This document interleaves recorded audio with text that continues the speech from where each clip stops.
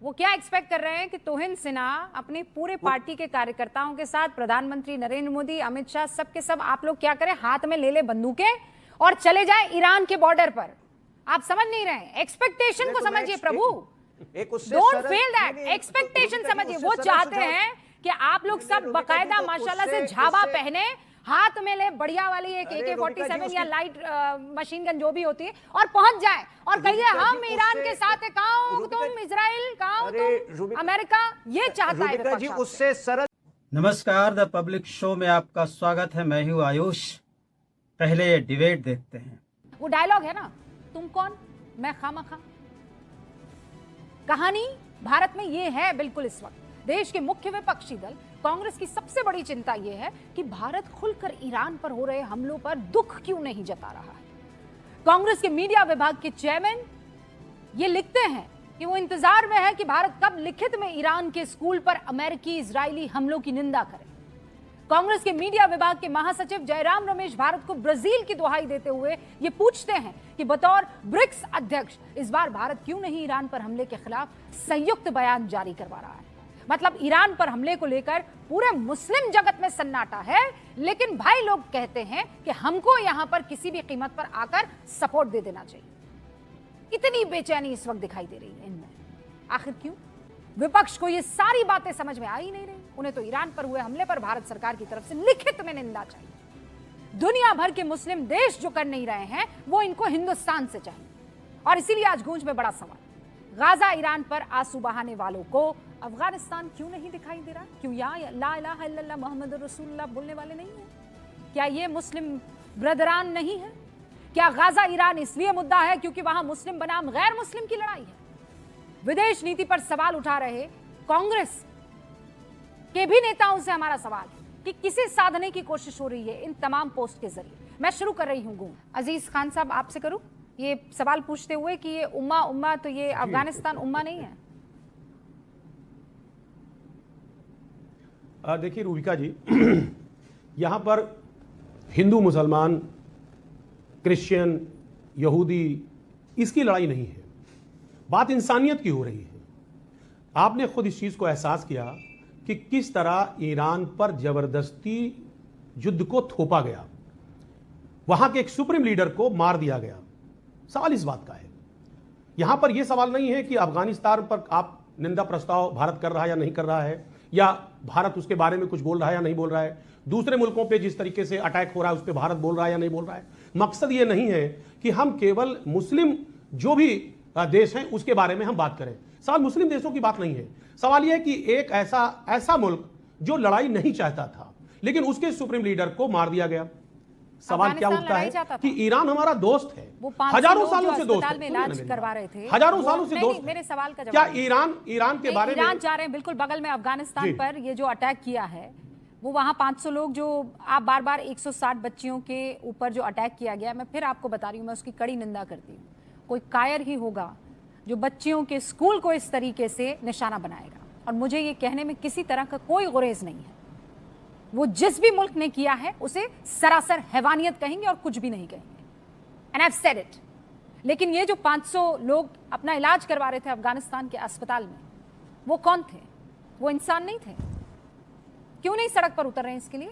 क्योंकि यहाँ किस तरह की लड़ाई, वहां पे मुस्लिम वर्सेस नॉन मुस्लिम है, यहाँ मुस्लिम वर्सेस मुस्लिम है, तो हम लोग यहाँ चुप रहते हैं क्योंकि आपस में भाई लोग लड़ रहे हैं। वहां पर हम कह देंगे कि यहूदी बनाम इस्लाम की लड़ाई हो रही है, तो यहाँ थोड़ा इस्लाम का परचम फैलाने का मौका मिल जाएगा। ऐसा है क्या अजीज भाई?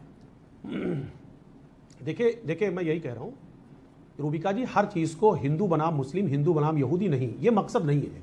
मकसद ये है कि हमें बोलना चाहिए, जहां पर बोलने की जरूरत है वहां बोलना चाहिए। लेकिन माननीय मोदी जी तो अपने मामले में भी नहीं बोलते, चुप रहते हैं। एक तरफ जब अमेरिका कहता कि केवल 30 दिन के लिए मोहलत दे रहे हैं आपको, आप रसा से तेल खरीद लो, साहब कुछ नहीं बोलते, कोई जवाब नहीं आता। किस किस तरीके से काउंटर ऑपरेशन सिंदूर पे किया, एक शब्द नहीं बोले। जब ये अपने मामले में नहीं बोलते हैं तो मुझे लग रहा है ईरान के मामले में क्या बोलेंगे। सवाल ये नहीं है कि अफगानिस्तान पे जो जंग हो रही है, अफगानिस्तान पे जो निर्मम हत्या की गई, जिस तरह वहां पर अटैक किया गया, बिल्कुल गलत है। कहीं पर भी जंग हो, कहीं पर निर्दोष मारे जाएं, कहीं पर जो एक आम पब्लिक मारी जाए, बिल्कुल गलत है। हर जगह की कड़ी निंदा करनी चाहिए। लेकिन हम तो विश्वगुरु हैं, हमारे प्रधानमंत्री जी तो विश्वगुरु हैं। इनकी जिम्मेदारी है कम से कम अपने जो मित्र यार हैं उनके बारे में दो शब्द बोले। नहीं तो जहां से हमारा दो निजी शब्द स्वार्थ क्या भी है। आपको फोन करके आज जो बोलेंगे? LPG दो गैस की शब्द समस्या जिनको पूरे बोलने देश थे में बोल फैली दिया हुई फोन है। करके। पूरे देश में वो हाहाकार मचा हुआ है। लखनऊ में बैठे मियां अजीज खान को फोन लगाइए, प्रधानमंत्री नरेंद्र मोदी दो शब्द कहना चाहते हैं, आपको क्यों कहेंगे? जिनको कहना उनको कह दिया है। तो इन साहब जवाब दीजिए सबके। अरे जिन जिन राष्ट्रीय अध्यक्षों से बात करनी थी उन्होंने कर दी। अब विपक्ष को फोन लगाकर कहेंगे कि भैया मैंने ये बात कर ली है, मैं पत्र जारी कर देता हूं। आपको थोड़ी उनको साधना है, जिनको साधना है साध चुके हैं वो। तो जी जवाब दीजिए। क्यों विपक्ष इस देश नमस्ते का रूबिका जी, राजनीतिक दल नहीं है? देखिए इस विपक्ष को जानकारी नहीं चाहिए क्या? अब मेरी बारी है, शांत हो जाइए अजीज भाई, शांत हो जाइए।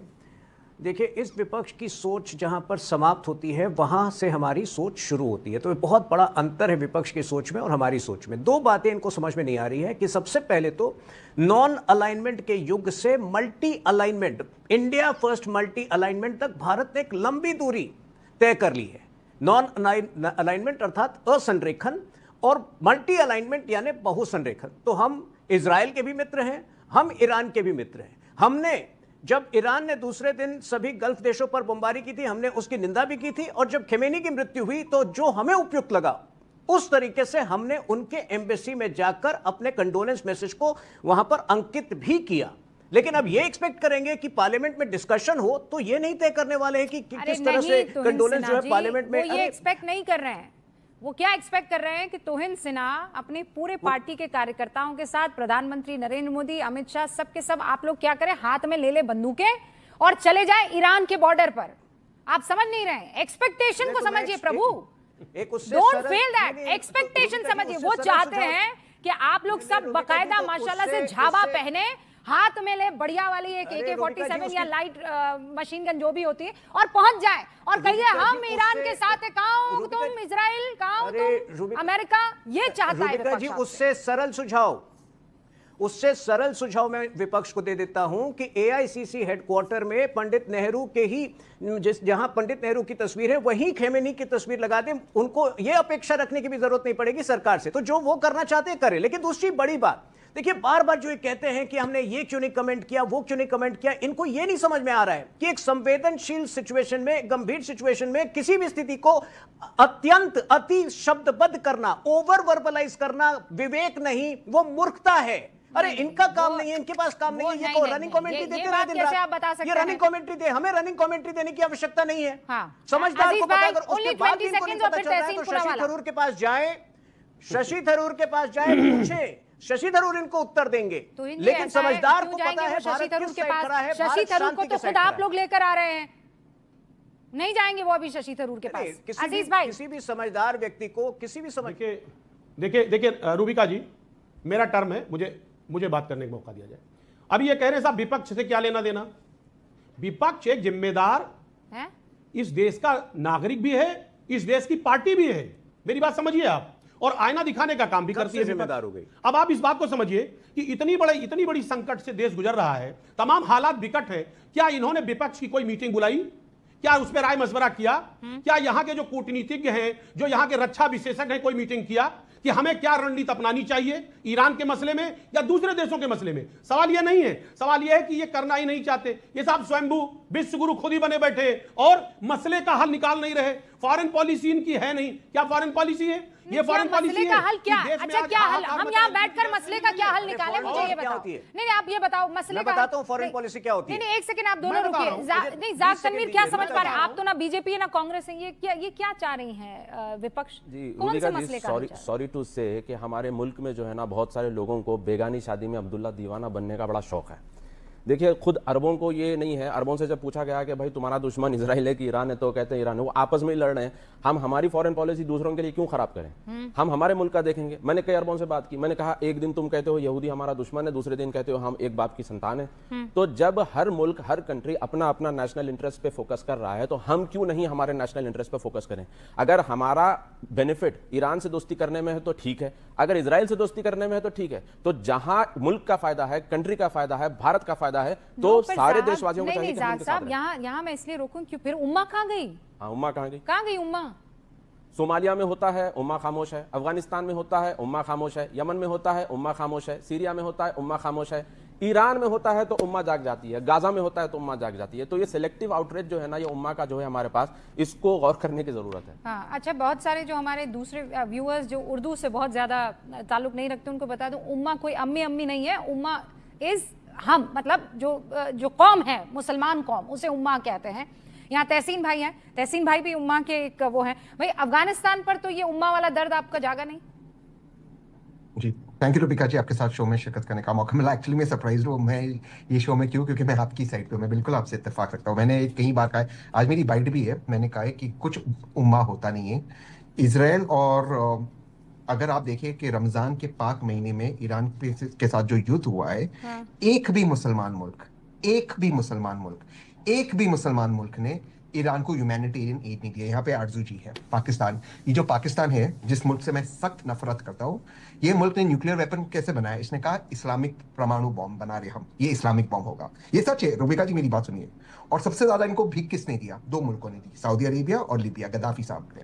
जब गद्दाफी साहब को मुसलमानों ने सड़क पे मारा, गद्दाफी साहब पे अटैक हुआ, ये पाकिस्तान जो है ये बीच में नहीं आया। और जब ईरान के एक जनरल ने कहा कि अगर इजराइल दोबारा से, अगस्त के बाद दोबारा से हम पे हमला करेगा तो पाकिस्तान हमारी मदद करेगा, इनके फाइनेंस मिनिस्टर और उनके डिफेंस मिनिस्टर उनके नेशनल असेंबली में खड़े होकर कहे, भाई पाकिस्तान अपना देखेगा, कोई ईरान की मदद नहीं करेगा। आज ये जो पाकिस्तान रोना रोता है ईरान के लिए, फेक रोना, ये रमजान के पाक महीने में अफगानिस्तान में एक अस्पताल को बम करता है। कोई मुसलमान उम्मा नहीं है। अजरबैजान जो एक शिया मुल्क है, वो हथियार खरीदता है इजराइल से। ये सच्चाई है, तो उम्मा कुछ नहीं है। जहां तक सवाल भारत का है, भारत में मानता हूं अपना उसको स्ट्रेटेजी अपनाना चाहिए, लेकिन मैं एक चीज से इत्तेफाक नहीं रखता हूं, जो अजीज भाई बिल्कुल सही कह रहे हो। जहां तक ईरान का सवाल है, क्यों भारत को ज्यादा प्रोएक्टिव, थोड़ा सा ज्यादा होना चाहिए था। क्योंकि इसमें क्या हुआ है कि अगर ईरान की स्काईज हमारे लिए बंद हो गए, हम सेंट्रल एशिया, अफगानिस्तान और रशिया को कैसे एक्सेस करेंगे? ईरान बहुत जरूरी है। एक दूसरी चीज मैं कहना चाहता हूं, अब जो 2 टैंकर आए वगैरह चीज है, वो कब आई? जब आदरणीय प्रधानमंत्री खुद ईरान के राष्ट्रपति से बात की, तब भी 2 टैंकर गैस के और 1 टैंकर ऑयल के आ रहे। ये जो बात थी, ये फॉरेन मिनिस्ट्री के लेवल पे थी। हर चीज पे 2 टैंकर के लिए प्रधानमंत्री को और एक मुल्क के राष्ट्रपति को बात करने की जरूरत नहीं। तो यहां पर अजीज साहब सही है कि फॉरेन पॉलिसी में थोड़ी सी दिक्कत हुई है, लेकिन प्रधानमंत्री इसको रीसेट करेंगे, ये उम्मीद है। लेकिन जहां तक सवाल है उम्मा का, पाकिस्तान का, इस्लामिक यूनिट का, ये कुछ नहीं होता। और पाकिस्तान ने मुसलमान मुल्कों को बेवकूफ बनाया न्यूक्लियर वेपन बनाते। इन्होंने भीख लिया है, गद्दाफी साहब ने भीख लिया। आपने क्या किया? पाकिस्तान पर अटैक करके कांग्रेस की बात को एकदम ही दरकिनार कर दिया। नहीं, कांग्रेस कह रहा है कि पाकिस्तान को पक्ष कंडेम लेने करना के लिए चाहिए। नहीं करना चाहिए। नहीं, पर ये जो कांग्रेस के तमाम बड़े नेता ये जो कह रहे हैं कि हमें रिटर्न में लिखकर देना चाहिए कि हम फला के साथ हैं और हमें फला पर हमारा दिल बड़ा ऐसे कोई बड़ा नेता नहीं कहा, कोई बड़े नेता नहीं कहा। कोई बड़े नेता मतलब आप थोड़े डिसाइड करेंगे बड़े नेता? पवन खेड़ा बड़े नेता नहीं है। पवन ने ये कहा, एक सेकंड, रमेश ने ये कहा, नहीं, रमेश जी बड़े नेता नहीं है। नहीं, एक सेकंड, कौन? रमेश जी बड़े नेता नहीं है। पवन ने ये कहा है। एक सेकंड, रमेश जी बड़े नेता हैं कि नहीं है? आप जयराम की बात कर रहे हो? हाँ, जयराम, रमेश, जयराम को मैंने पता नहीं, पवन ने ये कहा है, और पवन ने सही कहा है कि जो पाकिस्तान ने अटैक किया अफगानिस्तान पे, वर्तमान सरकार सही करी, उसको कंडेम करते। लेकिन जहां तक सवाल था ईरान का, यहां पर हम थोड़ा सा अनफेयर हो रहे। जब आयतुल्लाह साहब की शहादत हुई, मुझे लगता है वो सिर्फ एम्बेसी में विक्रम मिस्त्री को नहीं, भारत सरकार को कंडेमनेशन करना चाहिए, मेरा मानना है। Let me just read it to you. उन्होंने कहा है हम इंतजार कर रहे हैं कि कब वो रिटर्न में इस बात को कंडेम करते हैं और ईरान का साथ देते हैं। क्या बात कर रहे हैं आप? क्या कह रहे हैं आप कि नहीं? उन्होंने ये कहा है। आप यहाँ पर कवि क्या कहना चाह रहा है उसको आप थोड़ी बताएंगे, वो तो कवि ने बता दिया है। क्या छुपाने की कोशिश कर रहे हैं? नहीं, ईरान का जहां तक सवाल है, आयतुल्लाह साहब की शहादत पे मैं फिर से कह रहा हूं, मैं ये 100% मानता हूं कि आदरणीय प्रधानमंत्री को उसको कंडेम करना चाहिए, not Vikram Misri, the foreign ministry ने। No sir, you will not decide ना। अच्छा, और वो तमाम लोग जो आयतुल्लाह साहब के, खामनेई साहब के विरोध में थे, सड़कों पर उतर रहे थे और जो कह रहे थे हमारे साथ ह्यूमैनिटेरियन ग्राउंड पर बहुत नाइंसाफी हुई है, फिर उनका पक्ष लें कि नहीं लें? बिल्कुल, मैं मानता हूं। बिल्कुल कैसे होगा? एक सेकंड, वो अलग विषय है। कैसे अलग विषय है? मैं फिर से समझाता हूं आपको। एक मुल्क के एक हेड को सुप्रीम नॉट लीडर मुल्क को का हेड, हाँ सुप्रीम लीडर है वो। नहीं नहीं, उनका कॉन्स्टिट्यूशन पढ़िए आप, यही मैं कह रहा हूं, ये मिसअंडरस्टैंडिंग अगर उनका कॉन्स्टिट्यूशन पढ़ने चले गए तो आज जो वकालत आप कर रहे हो तहसीन पूनावाला, मैं आपको पर्सनली जानती हूँ, प्लीज खुदा के बाद उनके नहीं कॉन्स्टिट्यूशन में चले गए तो फिर तो बहुत ज्यादा इश्यूज खड़े हो 10 जाएंगे। सेकंड दीजिए रुबिका जी, 10 सेकंड। ईरान के संवैधानिक आइन के जो हेड है, सुप्रीम लीडर है, वो ऑफिशियली आयतुल्ला साहब है, जो पहले थे और अब उनके बेटे मुज्तबा है। इसमें कोई दो राय नहीं, क्योंकि एक मुल्क के सुप्रीम लीडर का असैसिनेशन एक युद्ध के दौरान हुआ। भारत जो एक दोस्त है, मैं ये चाहता था कि मेरे प्रधानमंत्री उसको कंडेम करें। होल्ड मैं ऑन इसमें होल्ड ऑन यार ना, hold on I think so कि ये डिबेट आपको बहुत अच्छा लगा होगा, तो प्लीज चैनल को लाइक करें, शेयर करें, सब्सक्राइब करें। धन्यवाद। जय हिंद।